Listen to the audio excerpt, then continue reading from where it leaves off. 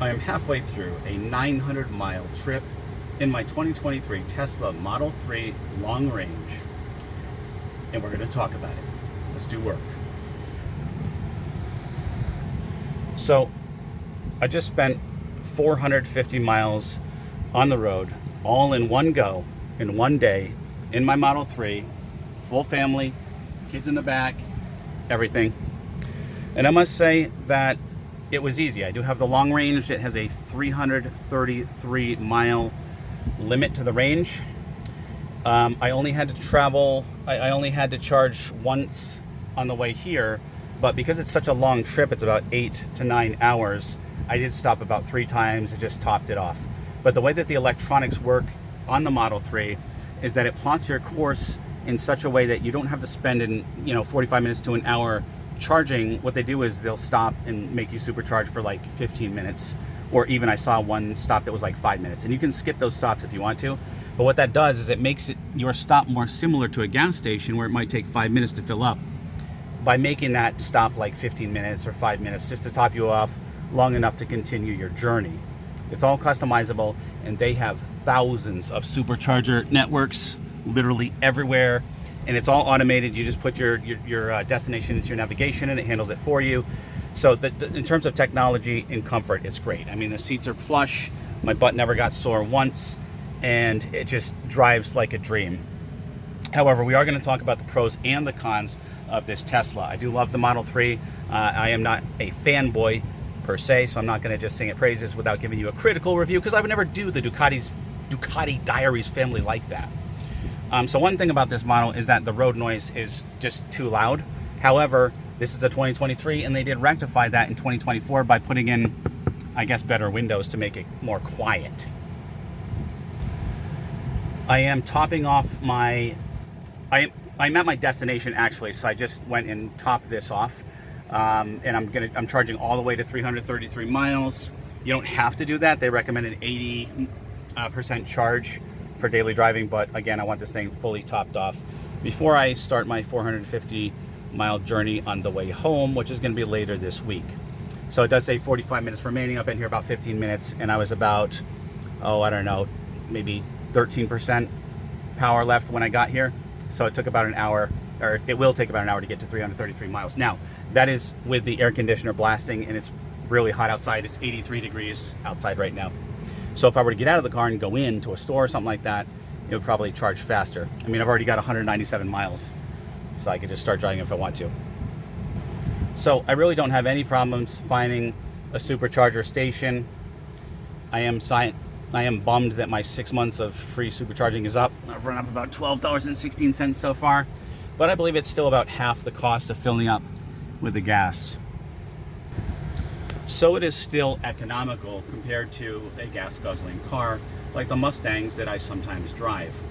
I'm currently Mustang-less, except for the Mustang Mach-E, which is my wife's Mustang, but we know that's not a real Mustang. That's a Mach-E. But I do have a problem. So first of all, a pro, no problems finding a charger. It's super fast to charge, and when you're charging, if you want to stay in the car, you got full access to YouTube, internet, music, everything on this nice touchscreen here. So you're never bored. You're never bored in this car. But I do have an issue with the fact that, am I really getting my money's worth out of this charge? And the reason I'm saying that is because I left my car in the sun all day yesterday outside because I had no choice. There's no parking garage here. And I think I lost about 70 miles of charge. Okay, to me that's a critical flaw.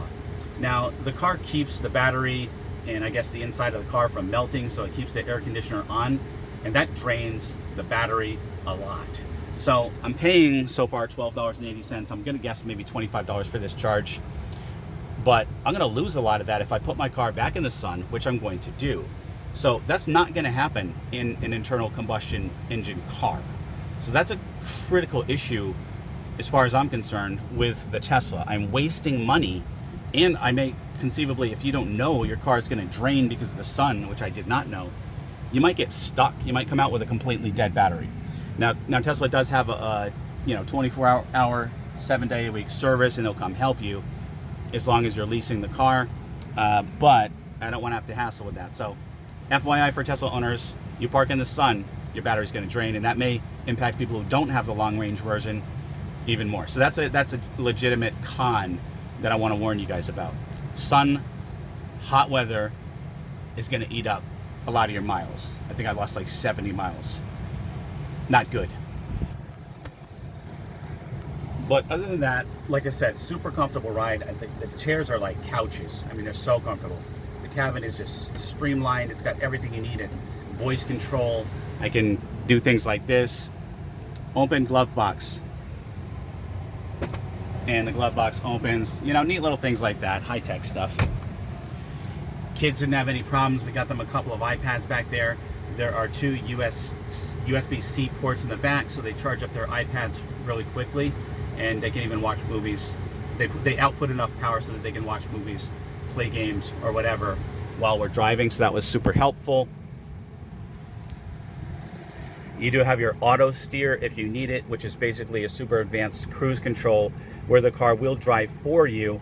However, I didn't use it because I'm sitting here with nothing else to do, so I may as well drive.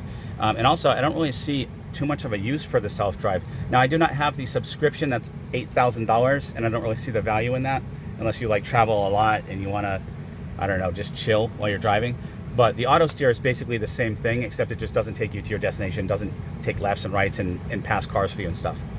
But my problem with the Autosteer and why I don't use it is I have to keep my hands on it anyway, and I have to keep my eyes forward anyway. So what's the difference? The one use I could see for Autosteer is if I wanted to look something up on my phone or reach back and help my kids. But I can't do that because the camera's always watching you. And if you take your eyes off the road or take your hand off the wheel, it's going to punish you. And if you get enough punishments, it basically turns off the system. So for me, Autosteer, completely useless. Why should I keep my hand on the wheel and my eyes on the road but not drive? What's the difference? Not seeing the benefit of that. That's a con. In terms of technology, you have everything you need. I subscribe to the monthly service. It's like $10 a month.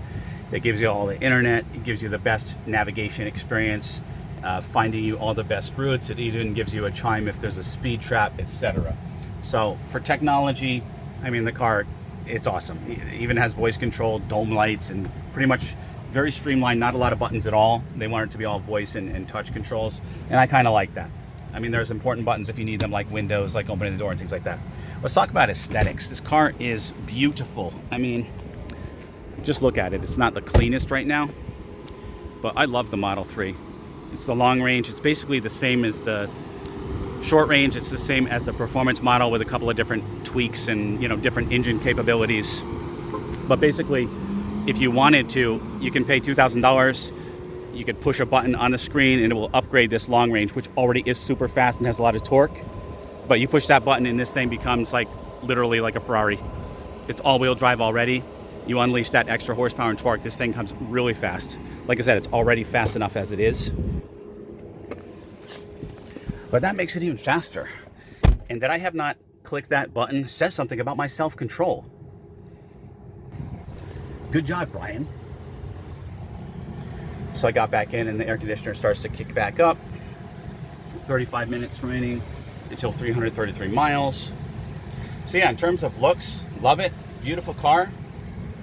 So yeah, I'm enjoying the trip so far. A couple of little hiccups here, but nothing that would prevent me from taking such a trip in the future. I think the biggest con that I have is that the sun seems to sap the power of the car, and I don't know if there's a setting that I can use to change that.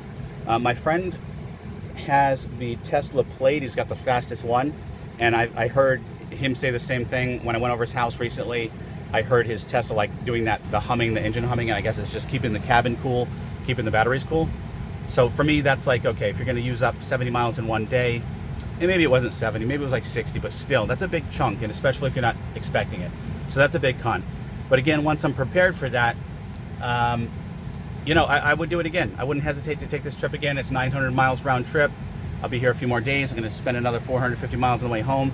And with all the, you know, the technology, the safety features, the comfort, the fast charging, the convenience, it's just got everything. It's got this digital display over here that shows you all the cars around you, so you know who's behind you without even looking. I turn on the blinker, a video comes up, a video feed of your blind spot. It's just a really safe car. Now, does the Model 3 have a lot of storage? It does actually. I fit a lot of suitcases back here. well, not a lot of suitcases, but I fit a fan, a little fan, because I gotta keep a fan with me every time I travel.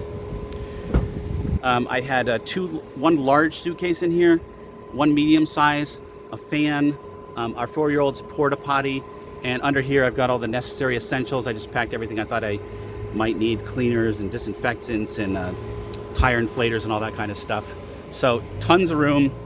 The frunk is up there in the front, and that has a lot of room in it for extra stuff. So I packed some stuff in the frunk up there. One potential con again with this is that there's no spare tire.